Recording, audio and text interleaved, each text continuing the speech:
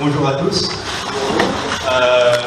Déjà un grand merci, c'est un honneur et un privilège d'être là face à vous pour vous partager la parole. Merci à Vincent qui nous forme depuis quelques mois maintenant et je suis honoré.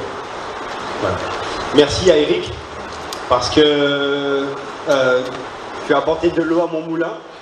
Donc, on ne s'était pas concerté, mais comme quoi, le hasard de Dieu. Alors, ce matin, j'aimerais partager avec vous le thème, ça sera ne pas regarder aux circonstances, mais à Jésus. Et nous allons lire dans Matthieu 14, versets 22 à 27, on va se projeter ici.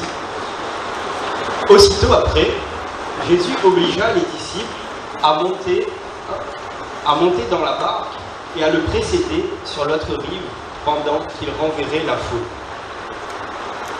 Quand il l'eut renvoyé, il monta sur la montagne pour prier à l'écart et, le soir venu, il était là seul. La barque se trouvait déjà au milieu du lac, battue par les vagues, car le vent était contraire. À la fin de la nuit, Jésus alla vers eux en marchant sur le lac. Quand les disciples le virent marcher sur le lac, ils furent affolés et dirent « C'est un fantôme !» Et dans la frayeur, ils poussèrent des cris. Jésus leur dit aussitôt « Rassurez-vous, c'est moi, n'ayez pas peur. » Alors on va commencer tout d'abord par resituer juste le contexte de l'histoire. Peu de temps avant, Jésus avait appris la nouvelle, peu de temps avant qu'il renvoie les disciples, il avait appris la nouvelle de la mort de Jean-Baptiste, l'exécution, il s'était fait exécuter. Et quand Jésus a appris cela, il prit la barque et avec ses disciples, il voulait s'isoler. Mais les foules, eh bien évidemment, ils l'ont suivi parce que sa réputation l'avait précédé. Et pensant arriver dans un endroit où il était tout seul, il avait beaucoup de monde en face à lui. Et Jésus, là, en arrivant, il a commencé à faire des miracles, à faire des guérisons. Et à un moment, il s'est dit, bon, maintenant, il faut partir, quoi. Mais moi, je ne viens pas tout de suite avec vous. Allez-y d'abord, prenez la barque et traversez. Et je viendrai par la suite. Ah là là, si seulement ils s'attendaient à ça. Les circonstances arrivent. Ils sont au milieu du lac, ils ont pris la barque, ils sont partis. Pourtant, Pierre, quand même, c'était un pêcheur, quoi. Hein. Il a l'habitude, il sait naviguer, il connaît. Et là, ils arrivent au milieu, et puis il y a des circonstances, et ben, il n'est pas du tout à l'aise avec, quoi. Là, on peut être habitué comme on veut, il y a le vent contraire, il y a les vagues, il y a tout ce qui n'est pas favorable pour une traversée en mer. Voilà, tout simplement. Là, on doit dire que c'est l'affolement général, c'est la panique totale. Parce que, comment dire, c'est un peu évident, si on se projette et qu'on se met à leur place, déjà, dans un gros bateau, on n'est pas trop sécurisé, imaginez une barque. Et là, ces circonstances prennent le dessus. Jésus avait clairement donné une mission aux disciples de traverser, d'aller de l'autre côté. Et là, ça devient compliqué. Toutes les circonstances étaient réunies pour qu'ils rebroussent chemin. Même le vent était là pour leur dire, maintenant vous allez aller de ce côté-là, et non pas ici. Et on peut même peut-être imaginer qu'ils se sont posé la question. Et maintenant, imaginez-vous un instant, on va se projeter, ça tombe bien, on n'est pas loin du lagon, nous, à la place des disciples dans cette barque. Le vent contraire, les vagues, c'est pas facile. Et si on se projette, on se dit, la barque, c'est notre vie. C'est nous. C'est ce qu'on vit tous les jours. Et le vent contraire et les vagues, ce sont les épreuves qui arrivent. Ce sont ces épreuves dans notre vie qui nous poussent parfois à renoncer, qui nous pousse à dire je ne peux pas aller là, c'est pas possible, ça serait beaucoup plus simple de reculer. Et on freine. Quand tout nous pousse, nous tire vers l'arrière, comme si que quelqu'un avait attaché une corde avec notre barque et nous pousse à venir vers l'arrière. Quand notre bateau, enfin notre barque, bateau, c'est pas le Titanic non plus, il n'a pas fini au fond de l'eau, mais quand tout nous pousse à revenir, qu'est-ce qui nous encourage à aller vers l'avant? Qu'est-ce qui nous pousse à aller de l'avant? Eh bien Jésus. Si on regarde aux circonstances, si on regarde tout simplement à la situation actuelle, on n'avance pas. Jésus nous dit, va là-bas, traverse. Mais les circonstances, bon, voilà, j'étais bien là-bas, sur la terre ferme, là derrière, je suis pas bien. Mais ces circonstances nous poussent aussi à grandir. Comme Eric l'a dit tout à l'heure, quand c'est dur, c'est compliqué, et puis quand tu crois même peut-être que c'est fini, parce qu'on t'a dit c'est bon, c'est fini, eh ben, il y a toujours ce miracle de Dieu qui est là, et qui te dit, maintenant c'est bon, si tu rattrapes, t'es dans la course. Et peut-être même à ce moment-là, il aurait pu se dire, est-ce que je vais le rattraper? Ça va être compliqué, 40 minutes quand même. Et au final, il les rattrape. Et là, qu'est-ce que ça représente de notre vie, concrètement? Qu'est-ce qu'on vit?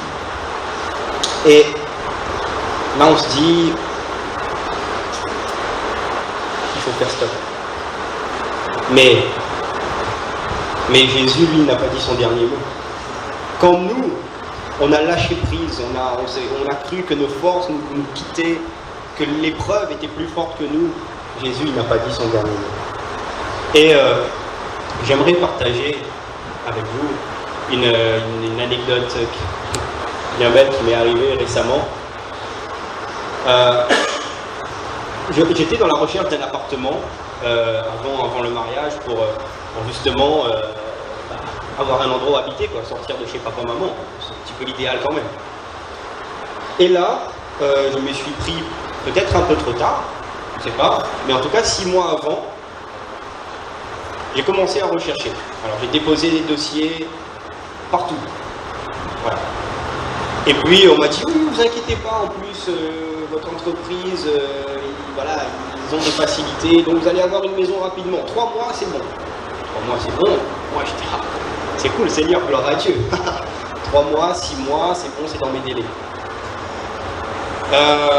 Sauf que 5, 4, 3, 2, 1, rien du tout. À 1 mois de l'arrivée de ma femme, rien. Commencer à douter en me disant, là, effectivement, 3 mois c'est bon, non, pas 3 mois du tout, quoi. Là c'est 1 mois. Et puis, j'avais des critères précis et j'ai commencé à renoncer à ces critères. Parce que je me suis dit, de toute façon, il me faut une maison. Critères ou pas critères, là, c'est il me faut un toit. Bon, les temps de Quechua, c'est bien, mais voilà quoi. Un coup de vent et puis c'est fini. Et puis, je dirais, même peut-être dans le désespoir, je me suis dit, bon, je vais aller faire les 400 coups, reporter les agences immobilières. Et puis, j'avais vu une annonce sur Internet et l'agence qui proposait cette annonce. Et là, je suis parti tout content, renonçant à tous mes critères les plus fous. J'arrive dans l'agence immobilière et là, la femme me dit, je suis désolé, monsieur, cette maison est déjà prise. Ces mots-là, cette phrase, je suis désolé, monsieur, cette maison est déjà prise, ça m'a heurté comme pas possible. Ça, c'était mes vagues. Ça, c'était mon vent contraire. Qui ne voulait pas que j'ai une maison, enfin, voilà. Qui me dit, reste chez papa-maman. Mais après, je dis à la dame, je dis, écoutez, je suis pas gourmand, moi. J'avais dit Saint-Pierre, mais vous savez, Ravine des Cabris, etc., ça fait partie de Saint-Pierre aussi pour moi. C'est bon, je prends. Et là, la dame me dit, vous dites que vous prenez Ravine des Camry, ligne des bambous, tout ça. Je fais oui, oui, oui. Et ben, je crois que ce matin, j'ai reçu un mail disant qu'il y a une maison qui doit se libérer. Et la maison devait se libérer 3 jours avant l'arrivée de Rima. J'ai dit, voilà, critère ou pas critère, c'est bon, je prends. Je regardais même pas si c'était un salut, rien, je prends. Point. Et à ce moment, la dame me dit, je lui dis, bon, après je lui pose quand même un peu la question quand même, c'est combien quoi? Et la dame me dit, bah écoutez, c'est encore moins cher que ce que vous avez vu pour la maison que vous êtes venu voir. Et, moins cher comment? Et là elle m'annonce le prix. Et le prix était pile poil dans mes critères. Hallucinant. Je cherchais depuis des mois et le prix là, à cet instant, il était dans mes critères. Là, Jésus, à ce moment-là, il m'a dit une chose. Il m'a donné une belle leçon, mais il m'a surtout dit une chose, qu'on peut relire dans le verset 27 de Matthieu 14.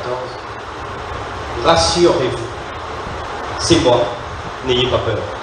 À ce moment-là, Jésus m'a dit, rassure-toi, c'est moi qui tiens le gouvernail, n'aie pas peur. J'avais peur, j'ai commencé à douter. J'ai peut-être même eu la tête à un moment donné un peu dans l'eau, les pieds peut-être. Mais Jésus était là. Et il m'a dit, n'aie pas peur. Car si c'est moi qui tiens les rênes, il n'y a aucune raison pour que le but, ne soit pas atteint. Et si Jésus aujourd'hui disait à chacun d'entre nous, s'il nous parlait intimement, personnellement, et dit, c'est moi. Combien de fois on a entendu, c'est moi. Jésus nous dit, Jésus te dit, c'est moi. Et si tu ne l'as jamais entendu aujourd'hui, Jésus veut te dire, c'est moi. Et un exemple concret pour montrer que Jésus est toujours là, même quand on ne le voit pas parfois, même quand on a l'impression qu'il est justement resté sur le rivage, et que nous on est dans la barque un peu tout seul au milieu de la tempête. C'est l'exemple, tout à l'heure, il y a eu un exemple qui me venait en tête quand tu parlais de courir, c'est un enfant qui commence à apprendre à courir en fait. Sa maman ou son papa est toujours là derrière lui et attention, il va tomber, et s'il tombe, hop, est toujours prêt à le rattraper. C'est un bel exemple. Jésus est là, avec nous. Mais mon exemple à moi, c'est celui du vélo. Quand on apprend à faire du vélo pour la première fois, quelle épreuve! Moi, je me souviendrai toujours, c'est mon papa qui m'a appris à faire du vélo et il te met des petits coups de feinte, il te fait des bluffs, tu sais. On ne sait pas vraiment s'il nous tient, s'il ne nous tient pas. On n'est pas trop rassuré. Puis on regarde derrière et puis il te dit regarde devant. Oui, mais tu me tiens. Oui, oui, je te tiens. Et au son de sa voix, on est rassuré. Car il a dit c'est bon, je te tiens. C'est moi, je te tiens. N'aie pas peur. Et puis même s'il nous lâche, parce qu'on arrive à pédaler seul, parce qu'il voit que quand il nous tient, il n'a pas besoin de faire attention si on va ou à droite ou à gauche, il nous lâche. Et ben, on est quand même rassuré, car il nous suit. Il est là, il est avec nous. Et cette expérience peut nous dire aujourd'hui, bah, Jésus est pareil. Il est là, il est avec nous. Même s'il a envoyé les disciples de l'autre côté avant lui, Jésus gardait un œil sur eux. Quand il a vu qu'ils étaient mal, Jésus est arrivé. Et comment est-ce qu'il est arrivé? Il a marché sur eux. Il a marché sur eux. Il est arrivé à côté d'eux, il voulait même les dépasser. Marcher. Jésus, si on peut faire un parallèle avec ça, Jésus marche littéralement sur tes épreuves. Quand ça te semble fou, marcher sur l'eau, qui peut le faire? Jésus. C'est incroyable. Quand toi, dans ta tête, tu te dis, mes circonstances, mes épreuves, là, c'est fini. Il n'y a personne qui ne peut plus rien pour moi. Et même si Dieu, il a fait des miracles dans ta vie, il t'a déjà montré qu'il est plus grand que tes épreuves, et bien cette épreuve-là en particulier, et ben il remet une couche. Il te tire vers l'arrière. Il ne t'incite pas à aller vers l'avant. Mais encore une fois, Jésus te montre, je marche sur tes épreuves. Ouais. C'est moi. Toi, tu ne peux rien. Laisse-moi le contrôle. Moi, je marche là-dessus. Ce qui semble quand même incroyable, c'est que le simple fait qu'ils disent c'est moi, ça a un trait, ça rassure. Ça nous rassure. C'est comme si on était chez soi tout seul, et puis tout d'un coup on entend un bruit, une porte qui s'ouvre, etc. Et là, qu'est-ce qui se passe là? Et là c'est quelqu'un qu'on connaît, et c'est moi! Ah, tout de suite, la pression retombe. Parce que on connaît cette voix on la connaît. Même si on ne voit pas physiquement la personne, le fait d'entendre sa voix, ce c'est moi. Pourtant, il n'a pas dit oui, c'est moi Olivier, hein, c'est bon. Non, c'est moi, point. Mais on sait, on connaît cette voix. La voix de Jésus est rassurante. Dans nos épreuves, cette voix nous rassure. Cette présence nous rassure. Et on va voir dans la Bible, alors il y a plusieurs fois dans la parole où Jésus concrètement, sans le dire c'est moi, mais il montre à des personnes, je suis là, c'est moi, c'est bon, on va sur toi. Mais un exemple en particulier a retenu mon attention, c'est dans Luc, au chapitre 24, au verset 36 et 39. Alors, il parlait encore quand Jésus lui-même se présenta au milieu d'eux et leur dit que la paix soit avec vous. Saisis de frayeur et d'épouvante, ils croyaient voir un esprit. Mais il leur dit, pourquoi êtes-vous troublés? Et pourquoi de pareilles pensées surgissent-elles dans votre cœur? Regardez mes mains et mes pieds, c'est bien moi. Touchez-moi et regardez, un esprit n'a ni chair ni os. Comme vous le voyez bien, j'en ai. C'est bien moi. Si on resitue vite fait le contexte, là, Jésus, il le croyait mort. Si nous, on se met à la place aussi quand même, quelqu'un est mort et puis il arrive devant nous, il dit c'est moi. Non, c'est pas toi.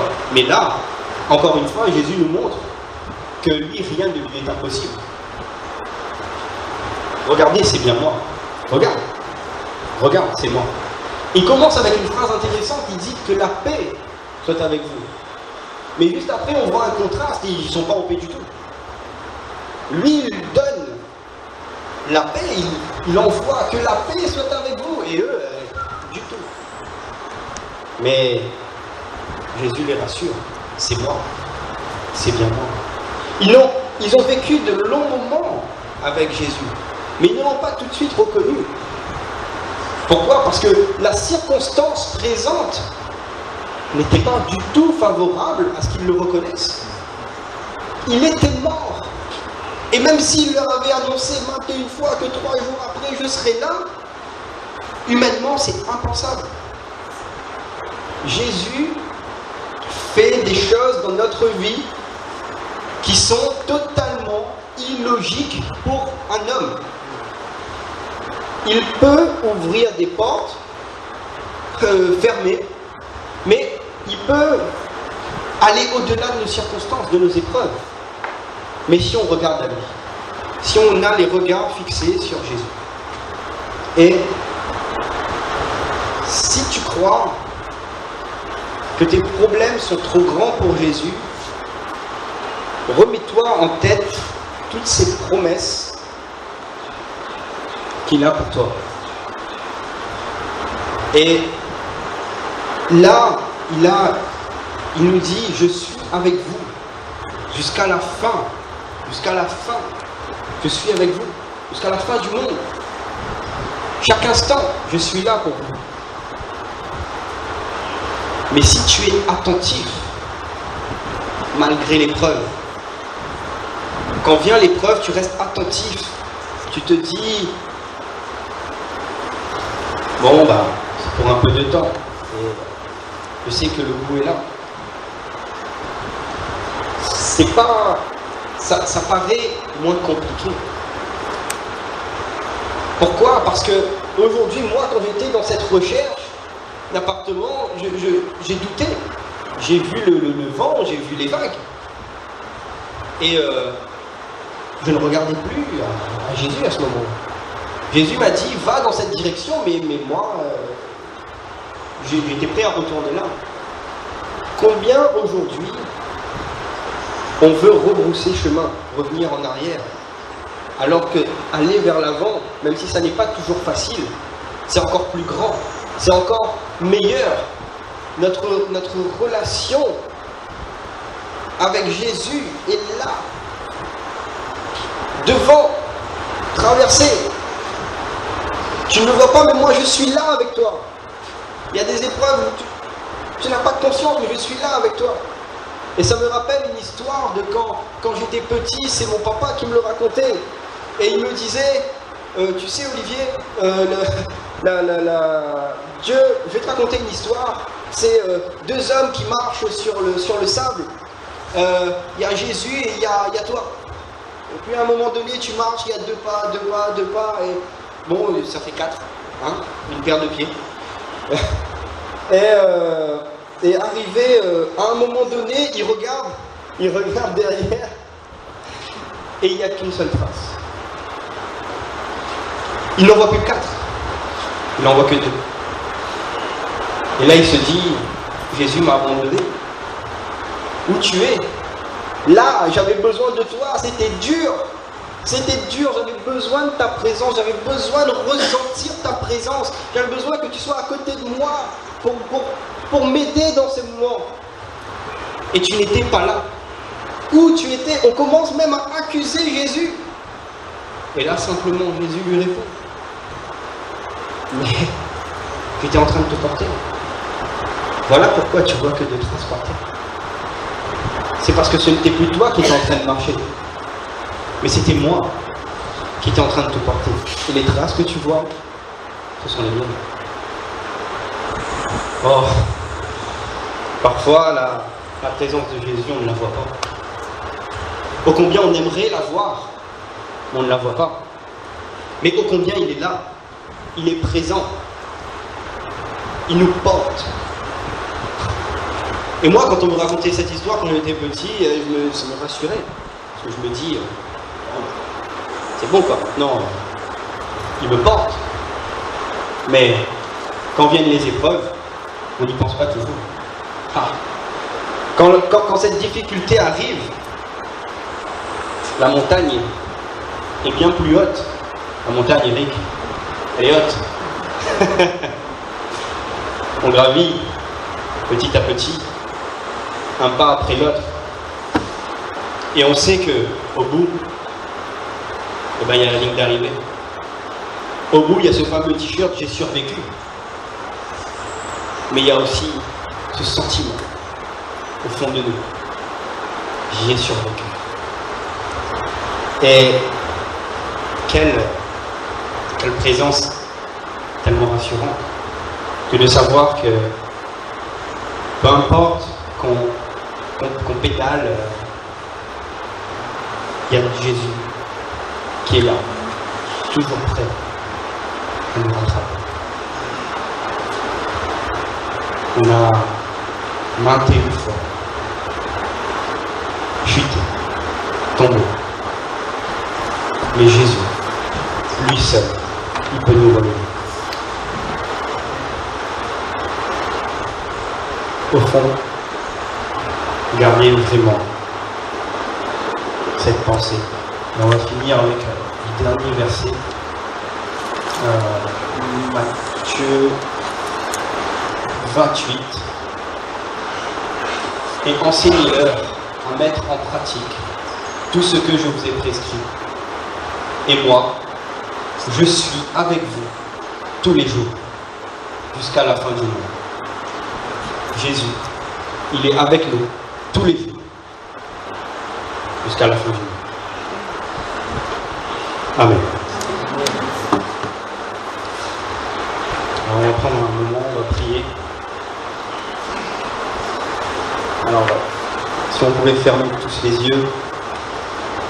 Seigneur Jésus, je te remercie car tu es au-delà de toutes nos circonstances.